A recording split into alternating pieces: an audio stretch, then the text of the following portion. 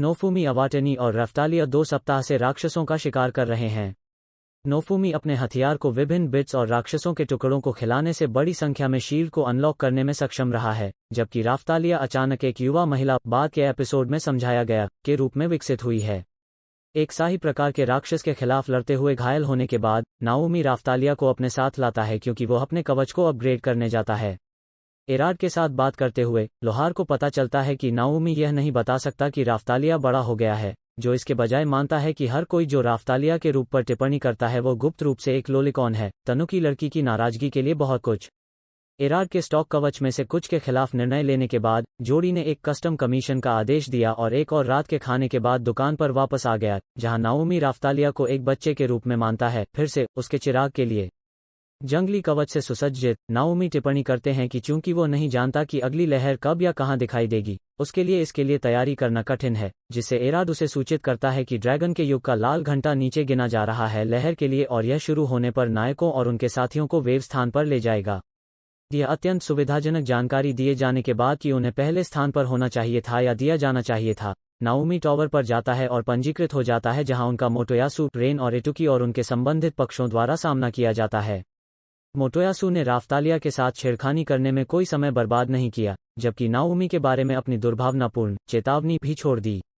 नाराज नाओमी अपने साथी को ले जाता है और दूसरों को छोड़ देता है, जबकि वो अगली लहर के प्रकट होने की प्रतीक्षा करता है। लहर से ठीक पहले राफ्तालिया नाओमी से मिलने के लिए अपना आभार व्यक्त करती है और उसके प्रति अपनी अटूट निष्ठा की शपथ लेती है। मैं तुम्हारी तलवार हूं, तुम जहां भी जाओगे मैं तुम्हारा पीछा करूंगा, ये उसके लिए उसके शब्द हैं। ड्रैगन ओवरग्लास में रेत का आखिरी दाना गिरने के बाद 4 हीरोज और उनकी पार्टियों को रियूट विलेज के बाहर ले जाया जाता है, यह महसूस करते हुए कि ग्रामीणों में से कोई भी खाली नहीं हुआ है और शूरवीरों को गांव की रक्षा के लिए समय पर नहीं मिल सकता है। नाओमी को पता चलता है कि गांव के सभी लोग मारे जाने वाले हैं। वेव के मालिक का सामना करने के लिए जाने के बजाय नाओमी और राफ्तालिया लड़ाई में बुलाए गए मरे और राक्षस मधुमक्खियों के ढेर से गांव की रक्षा के लिए लड़ते हैं। 2 अलग हो गए। राफ्तालिया ग्रामीणों को निकालने में मदद करता है, जबकि नाओमी गांव से दूर कई राक्षसों को लुभाता है।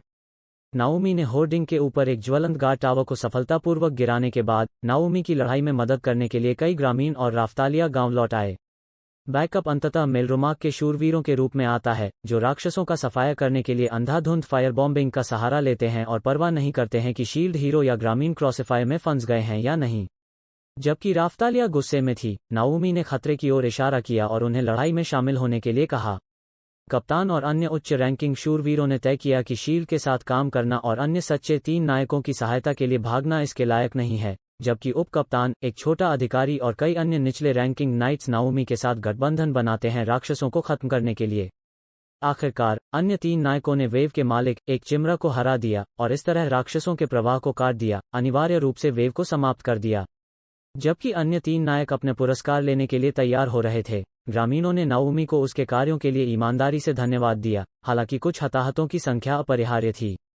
राफ्तालिया पूछती है कि क्या वे कम से कम कुछ अनाथों को ग्रामीणों से बनने से रोकने में कामयाब रहे, क्योंकि वो पहली लहर में अनाथ थी, जिसके लिए नाओमी हाँ कहती है और अपना सिर थपथपाती है, जबकि वह अतीत में अपने नुकसान के लिए रोती है।